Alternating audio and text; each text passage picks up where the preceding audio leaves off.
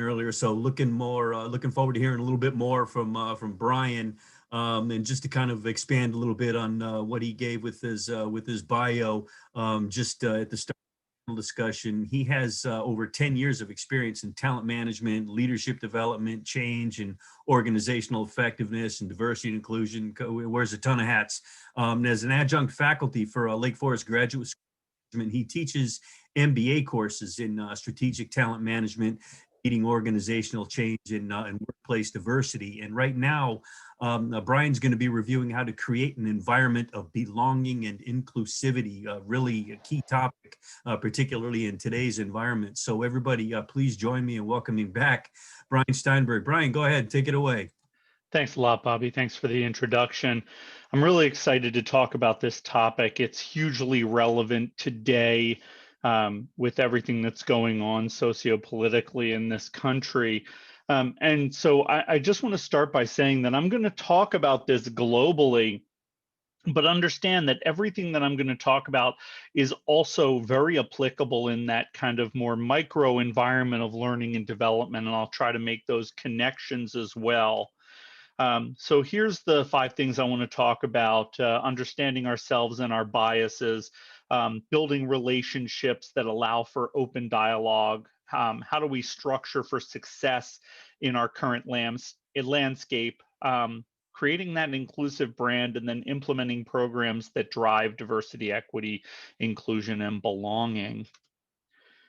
So just starting at first with this point of view of ourselves and what our biases are, it helps to start by defining what is diversity, equity, inclusion, and belonging for yourself, but also organizationally. And different companies use different words in different orders.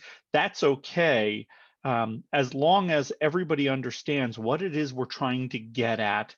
And just like in other areas, you're seeing the set of letters expanding. This used to be diversity, then it was diversity and inclusion. Equity and belonging have come into common parlance, and they all matter. But what do they mean to you? What do they mean to your organization, and how do you make them come to life? Getting into the self-awareness aspect, and what do you think about from your own point of view? There's a lot of emotional intelligence that goes into this. For my course that I'm teaching on workplace diversity right now, I actually have my students start by taking the EI 2.0 assessment, and then using that along with their Hogan assessments to think about what gaps they have in how they view the world, and then what do they do about that? How do they leverage emotional intelligence to really improve their worldview and improve from that unconscious or even conscious bias point of view, and change what they do, how they behave, how they act? From an L&D perspective, I think this is really important. I think back to a time when, not too many years ago, when I had a trans student in one of our classrooms, and my facilitator came back to me and said, what do we do about this? And I'm like, what do you mean, what do we do about it? And what she really wanted to do was get at the question of bathroom use. And I'm like, well, let's talk about that. Why is this important to you? What is it that you're concerned about? And asking those types of questions. And we had a great conversation about it. Ultimately, we brought in some of our diversity team to help all of our trainers think more fully about that issue, along with diversity in general. So as you're thinking about your L&D environments, how do you get your own teams to think broadly, think differently? And then building relationships that really get at great dialogues. So first of all, if you are in a majority group, myself as a white male, I try not to leverage my relationships with people of color or with women too much. I try to educate myself first And then go ask questions. That doesn't mean that you shouldn't ask questions first, because sometimes you don't even know where to start. Um, but for example, I was holding a panel of speakers for my workplace diversity course, and one of the questions I asked, wanted to ask one of the panelists, I really had to identify her as an African American female in the question, because it was relevant to the question. Normally, I wouldn't even refer to it because she just happens to be a talented professional.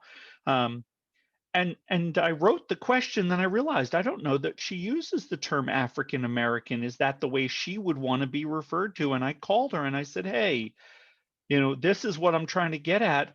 What would you say about yourself? And she said, no, I prefer Black female, which is fine. And that's what I used, and it's what we used in her bio, which she wrote and sent to me. But just making sure that you're asking those questions, even though they can be uncomfortable.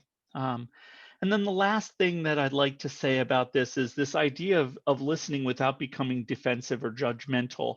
Understand that we all have different stories, we all have different points of view, and our experiences are different.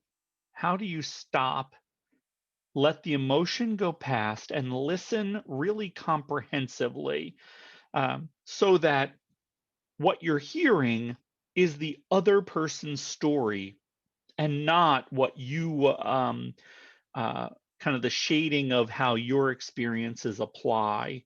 And all of this is applicable, if you think about how we design learning from a learner-centric point of view.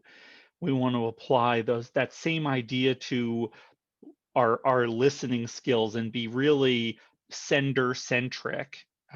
So I'd like to stop there, Bobby. That's a lot in just a couple of minutes, and understand everything I just talked about in 5 minutes is something I cover in 2 weeks of class.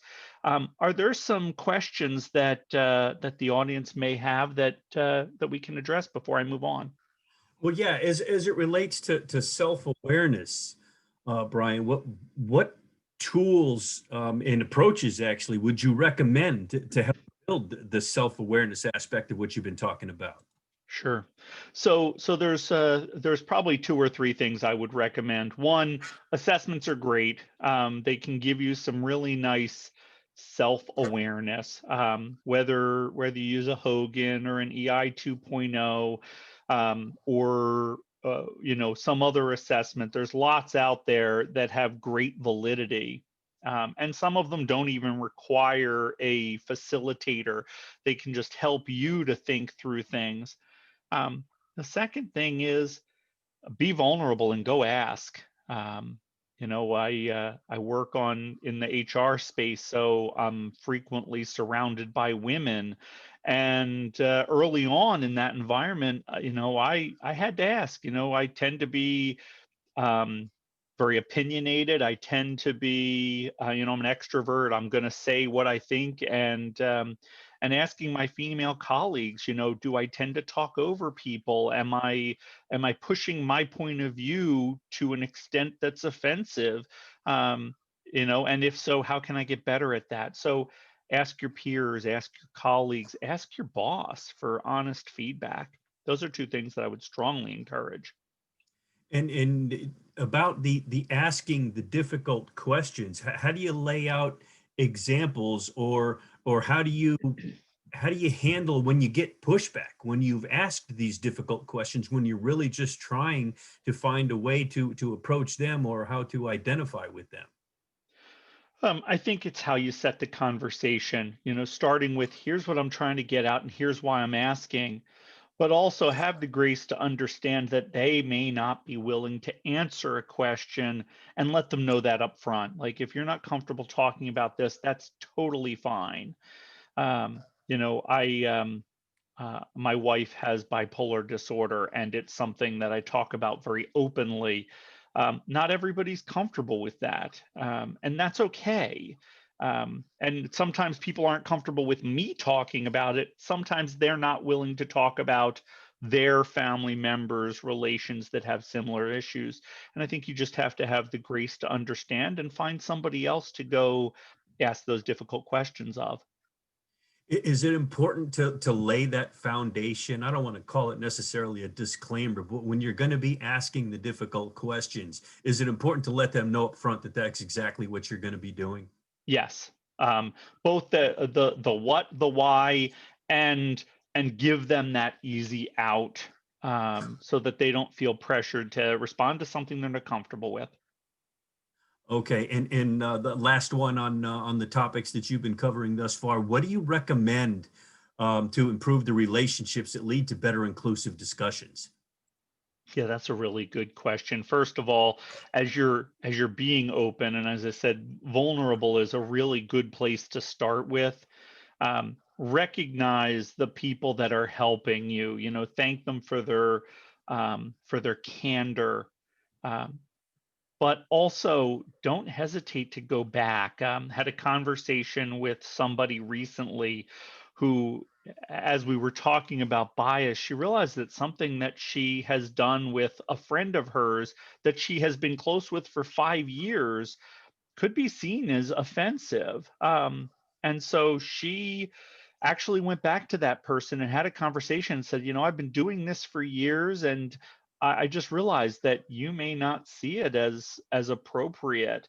So first of all, can we talk about it? And second of all, if it's offensive, I apologize. Which led to a great conversation and a stronger relationship. Yeah, sounds like it was a bit overdue, but I guess it's never too late to bring it up, right? Yep, yep. Absolutely, absolutely never too late. Okay, so yeah, no, I think that's all the questions with where we are so far. So feel free to keep rolling. Great. So the next thing I'd like to talk about is kind of how we structure. We're in this environment. It's very complex. You've got things like the George Floyd killing going on. We've got protests. We've got lawsuits going on, and so what do you do to build an inclusive culture? And the first thing I say is let's talk about what are the things that we say and do. One of my one of my colleagues even said, hey, my title is Scrum Master, and my boss actually asked me, is Scrum Master a good title for your role, or does the word master have some implications that we don't want to use as an organization? Um, and so thinking about those types of things, thinking about where you recruit from, thinking about your hiring practices and who does your interviewing and all of that. I was working with a group of leaders in Minnesota. There's a large Hmong population in Minnesota, and what they found is they'd hire one person, they'd be there 3, 4, 5, maybe 6 months, and then they'd leave. And yet that was a group they wanted to get more into. That office. There's 130 people in the office, and they really felt like when you looked at the representation of the Hmong population amongst that city, that they really ought to have had at least 10 or 15 Hmong individuals working for them. So we talked about, first of all, where do you recruit? How are you involved in the communities there? The Hmong population is fairly insular. And so you need to be in that community. You need to be talking to them. You need to understand their concerns. But also, you can't just hire one. So, through attrition, we had them set aside 6 or 7 roles and then go out and do a community event that they could interview and hire a group together. They didn't have to be in the same department, but when they walked around the office, they saw other people from their community, made a huge difference. Um, you know, Doing things like, employee resource groups is great, but I think it starts well before then. What do we say we value? And then what do we really value?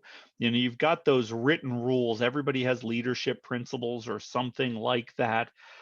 And then there's what we really do and how do we live into those. The concept of embracing the value of difference.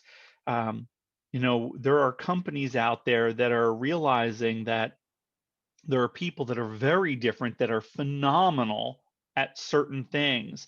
You know, do you have a data analytics group that really should be looking at hiring people on the autism spectrum because they have really strong analytical abilities and ability to be laser focused?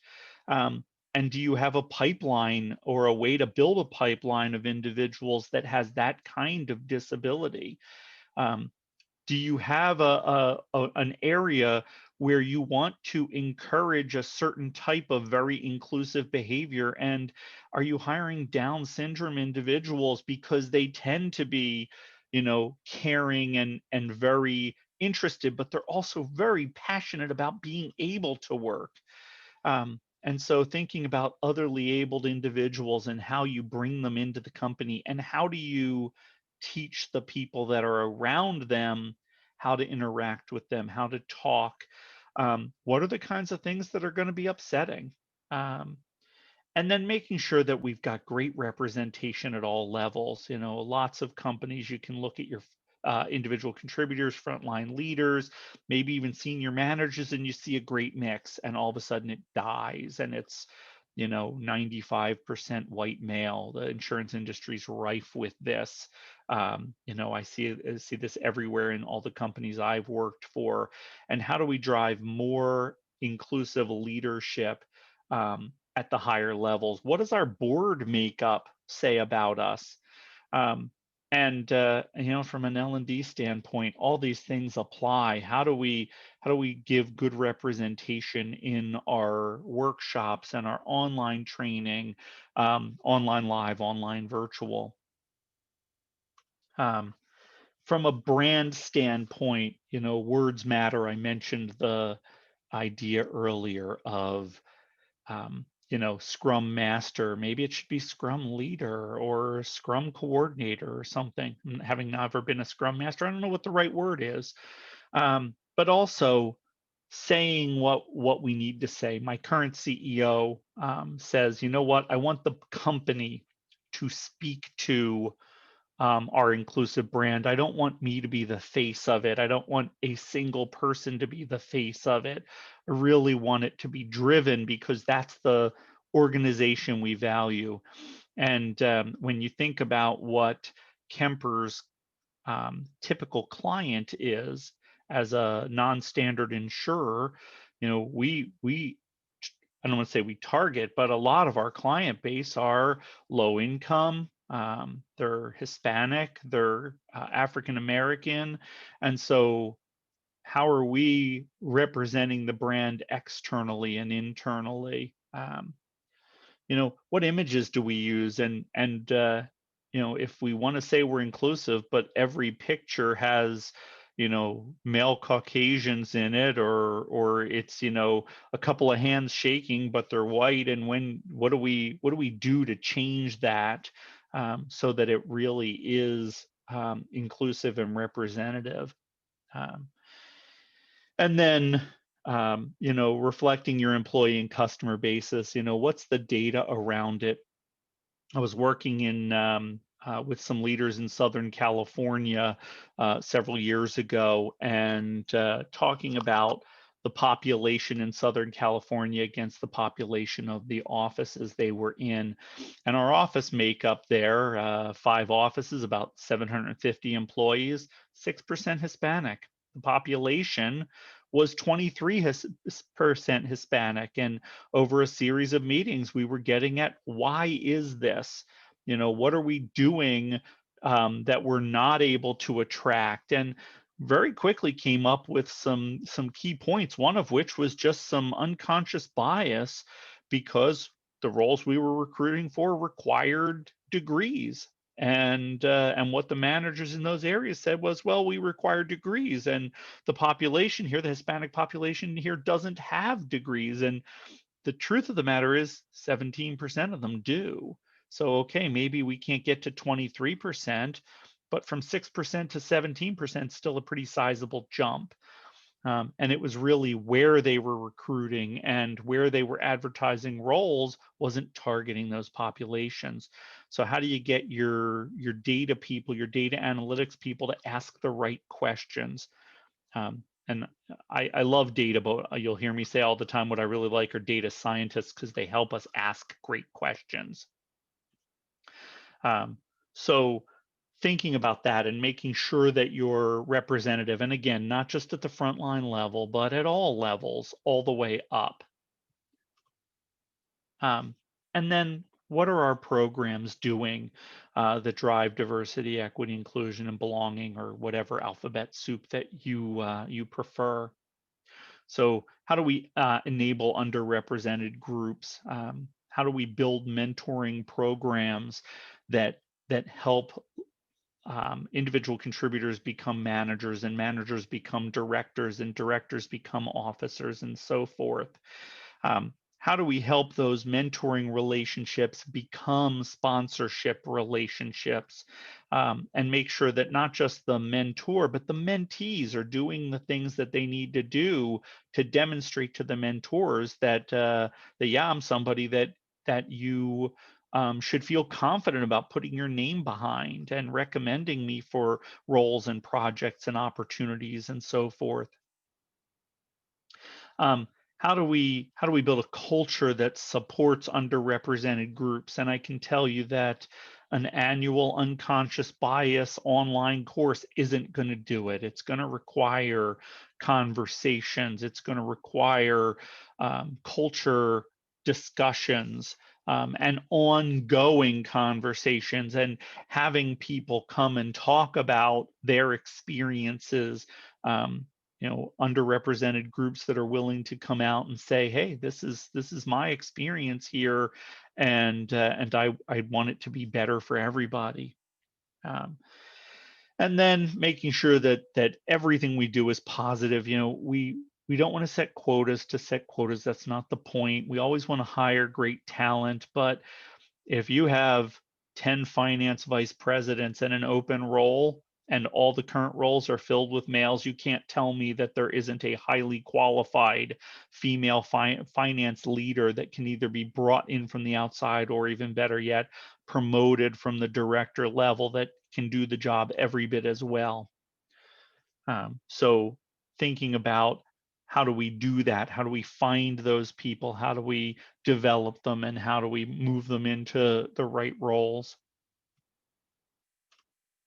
So happy to take the rest of our time and answer questions, but those are the things that I wanted to talk about. Okay, yeah, no, much appreciated. And yeah, we have several more questions here, and I liked how you used kind of the alphabet soup acronym there when you were talking about D, E, I, and B. And I've actually seen some people utilize the B as a bias, and you call it a belonging. That sounds a little bit more appropriate, actually, to get rid of bias. Is that kind of what the D, E, I, and B is? Yeah, so there's a couple of things. People struggle with the concept of equity, they struggle with the concept of belonging. So when I think about, and I'll start with equity first, there's a cartoon I just love, and it's three people trying to watch a baseball game leaning up against a fence. And, it's a tall person, a medium height person, and a short person. And the medium height person can just barely see over the fence, but they can still see the game. And then the short person can't see at all. And if you put three, step stools in front of them, all the same height, and they all step up, the answer is the tall person and the medium person can still see, and the short person still can't. Well, that's equality, and great, you've given them all the same tool. But what if we took the tall person's step stool and put it on top of the small person's step stool, and now the middle person has one step and they can look over comfortably, and the short person has two steps and they too can look over comfortably? You haven't given them the same tools. It's not equal, but it is equitable. Inclusion, how do we get them inside the stadium? How do we remove the fence and let them right in? And then belonging, some people would say belonging is about, how do you get them playing the game? letting them field, letting them bat. And I'm going to go a step further and say those three people, they may want to belong differently.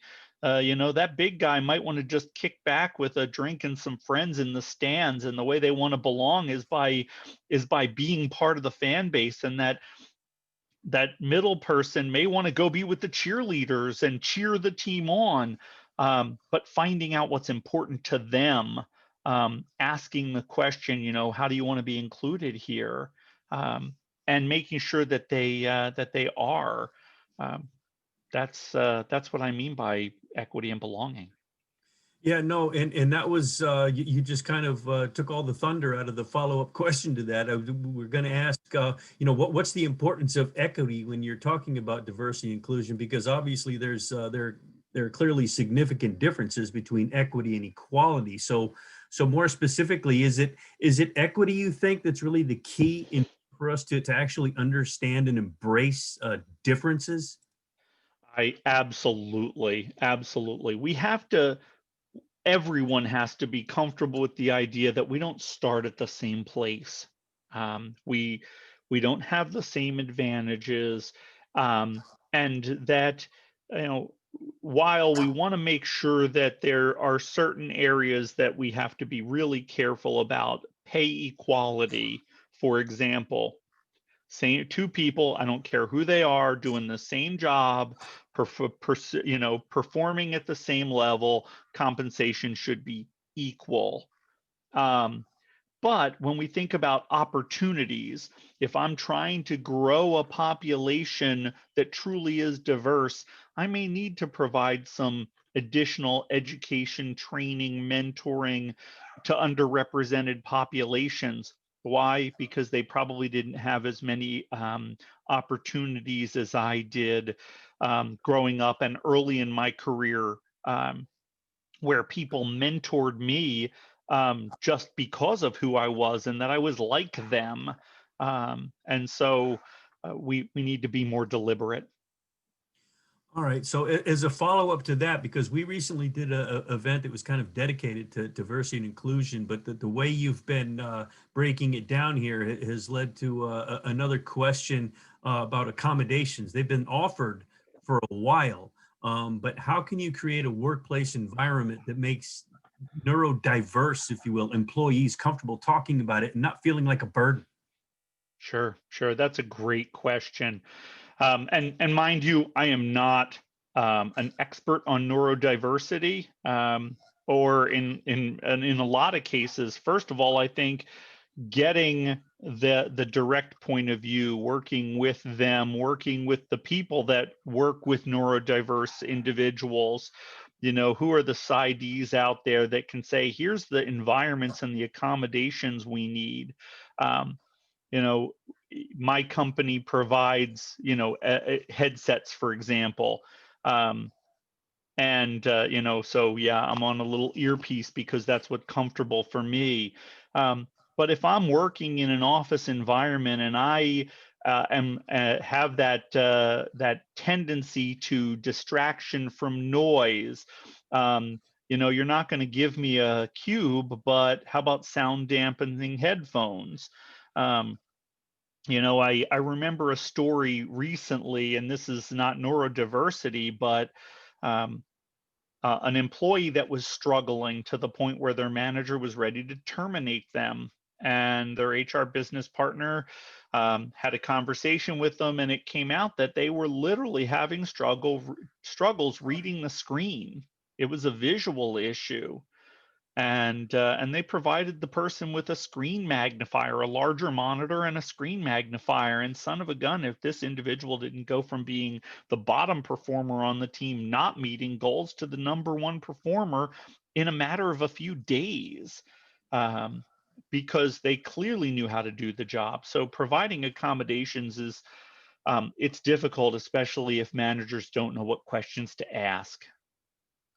Yeah, and that was kind of another follow-up question to that now is, is it training? Is it boundaries that you set? How do you ensure that the employees have these courageous conversations about the tough issues? Do you need to establish boundaries, or is training good enough? No, I think it's training, it's education, um, it's the conversations that leaders have that make people willing to step forward.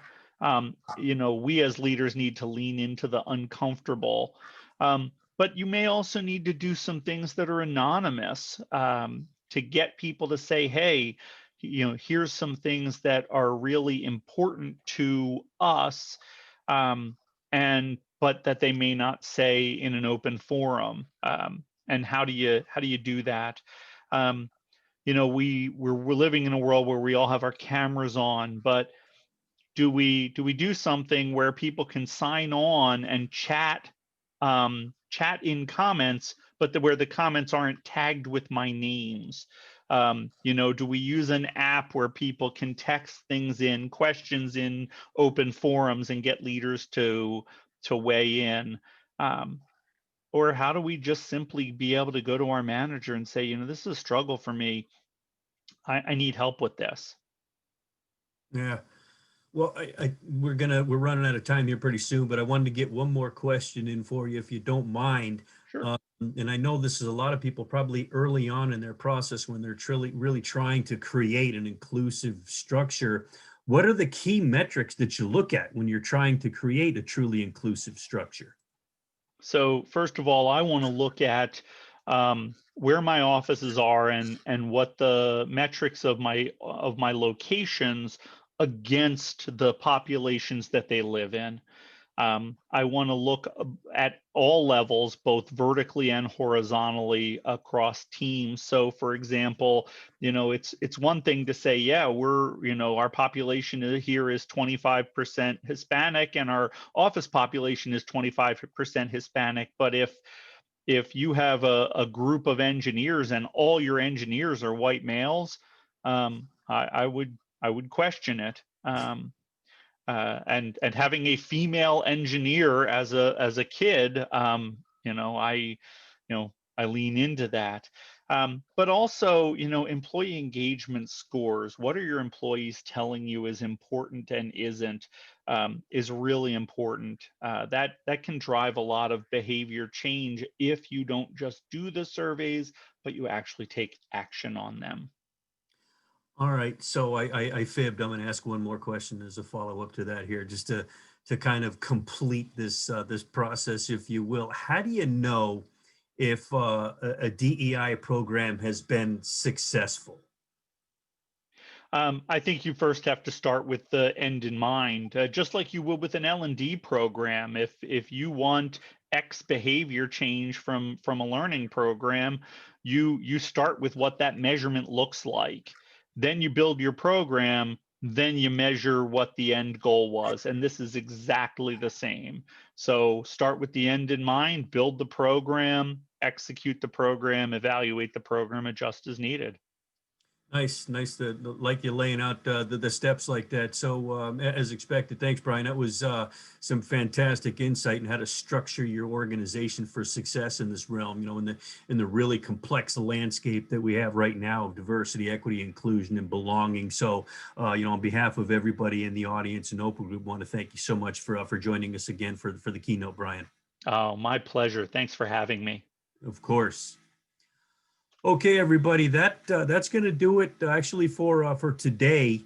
I wanted to thank everybody again for joining us at day one of the Learning and Development Virtual Summit. We're going to be doing this again tomorrow with some additional fantastic content. We're going to start tomorrow at 11 o'clock Eastern time for some more of this engaging content. We're going to have upper level executive speakers, thought leaders in the space from Comcast, Tiffany and Company, Johnson Controls, Randstad, Signature Healthcare, and more. And we're going to be covering additional topics tomorrow, like how to embrace a growth mindset in the face of unprecedented disruption and uncertainty. We're going to be talking about grounded and conscious leadership, how to utilize online learning to create upskilling programs that aligns with your business priorities, which is really big, particularly for selling it to the C-suite and business partners.